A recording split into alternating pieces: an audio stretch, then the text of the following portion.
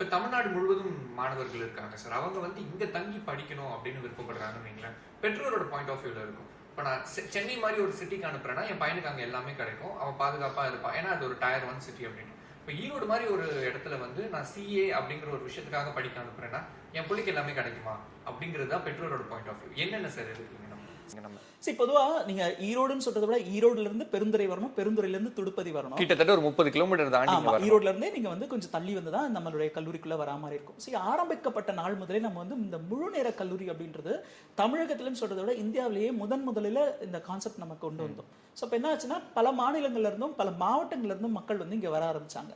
So இப்போ மாணவர்களுக்கு வந்து எல்லா வசதிகளையும் நம்ம செஞ்சு கொடுத்தா மட்டும்தான் அவங்களால படிப்புல மட்டுமே ஃபோக்கஸ் பண்ண முடியும் அப்படின்ற மாதிரி கொண்டு வந்தோம்.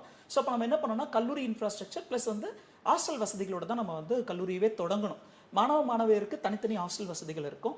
ஸோ அவங்களுக்கு வந்து உணவு வந்து 3 வேளை உணவு, காலையில் டீ காஃபி கொடுக்கறது வந்து ஈவினிங் ஸ்நாக்ஸ் கொடுக்கறது வந்து எல்லாமே நம்ம வந்து அரேஞ்ச் பண்ணிடுவோம்.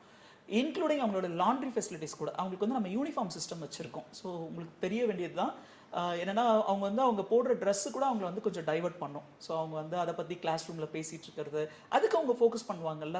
ஸோ அதை வாஷ் பண்ணுறதுக்கோ இன்றைக்கி என்ன ட்ரெஸ் போடணுன்றதுலாம் கூட அவங்க ஃபோக்கஸ் பண்ணி அந்த டைமை வேஸ்ட் பண்ணக்கூடாது அப்படின்றதுனால யூனிஃபார்ம் சிஸ்டமில் தான் இருக்கும்.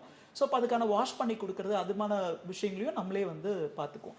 மாணவர்கள் வந்து நம்மளுடைய கல்லூரி பொறுத்த வரைக்கும் இந்த படிப்பதற்கான சூழல் இங்கே இருக்குது அப்படின்றத தான் விரும்புகிறாங்க. அதுக்கான இன்ஃப்ராஸ்ட்ரக்சர் நம்ம வந்து ஏற்படுத்தி கொடுத்துருக்கோம். ஸோ காலையில் வந்து பார்த்தீங்கன்னா 6 மணிலேருந்து அவங்க 7:30 வரைக்கும் அவங்களுடைய தயாராகிற நேரம். அதன் பிறகு அவங்க வந்து அவங்களுடைய பிரேக்ஃபாஸ்ட் முடிச்சுட்டு கல்லூரிக்கு வர்றது. கல்லூரியில் வந்து 9 மணிலேருந்து 4 மணி வரைக்கும் இங்கே ப்ரொஃபஸர்ஸோடைய கிளாஸஸ் அட்டன் பண்ணுறது, அவங்களுடைய கோச்சிங்கு, அதுக்கப்புறம் டெஸ்ட் எழுதி பார்க்குறது எல்லாமே பண்ணுவாங்க. அதுக்கு ஸோ யூஸ்வலாக காலேஜில் என்ன பண்ணுவோம், ஸ்கூலில் என்ன பண்ணுவோம், 4 o'clock முடிஞ்சிச்சுன்னா வீட்டுக்கு போயிடும். அதுக்கப்புறம் நம்ம இஷ்டம் தானே, என்ன வேணா பண்ணலாம். என்டர்டைன்மெண்ட் இருக்கும், டிவி இருக்கும், மொபைல் இருக்கும், இல்லை ஃப்ரெண்ட்ஸோட வெளியில் போகலாம். இங்கே இருக்கிற மாணவர்களுக்கு அந்த ஆப்பர்ச்சுனிட்டிஸ் கிடையாது. ஸோ 4 மணி ஆயிடுச்சுன்னா அவங்க வந்து ஹாஸ்டல் போகிற மாதிரி இருக்கும். ஃப்ரெஷ்அப் ஆன பிறகு ஈவினிங் வந்து ஒரு 5:30 to 8 திரும்பவும் படிக்கிற மாதிரி இருக்கும்.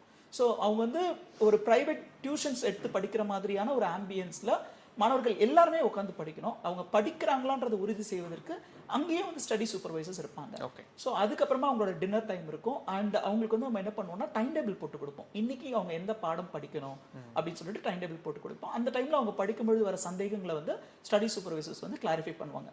ஒரு நாள் வந்து 24 மணி நேரம் அப்படின்னா அவங்க தூங்குறதுக்கும் அவங்களுக்கான ரெஸ்ட்டும் போக 10லேருந்து 12 மணி நேரம் இந்த படிப்புக்காக மட்டுமே மாணவர்கள் செலவு பண்ணணும் அப்படின்ற மாதிரி ஒரு கட்டமைப்பு தான் இந்த என்எம்சி கல்லூரியோட ஒரு அட்வான்டேஜ். அந்த கட்டமைப்பு தேவைப்படுதா சார் இந்த சிஏ கிளியர் பண்றது? நிச்சயமா தேவைப்படுது. ஸோ நீங்க வந்து இந்த சிஏ படிப்புக்கு இவ்வளவு நேரம் மாணவர்கள் செலவு பண்ணணுமா, அவங்க மன அழுத்தத்துக்குள்ள போயிடுவாங்களா அப்படின்னு நிறைய பேர் கேட்குறாங்க.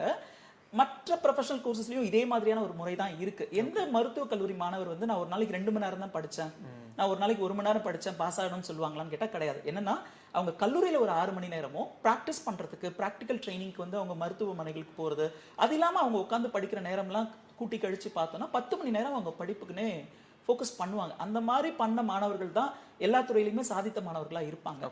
அதே மாதிரியான ஒரு அணுகுமுறை தான் இந்த படிப்பில் இருக்கு.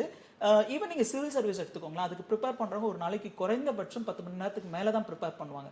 அதாவது லட்சத்தில் ஒரு ஸ்டூடெண்ட் வந்து நான் அவ்வளோலாம் டைம் ஸ்பெண்ட் பண்ணலங்க, ஆனால் நான் பாஸ் பண்ணிட்டேன்னு சொல்லுவார். அதே அணுகுமுறை எல்லா மாணவர்களுக்கும் சூட்டபிளாக இருக்குமான்னு கேட்டால் நிச்சயமாக இருக்காது.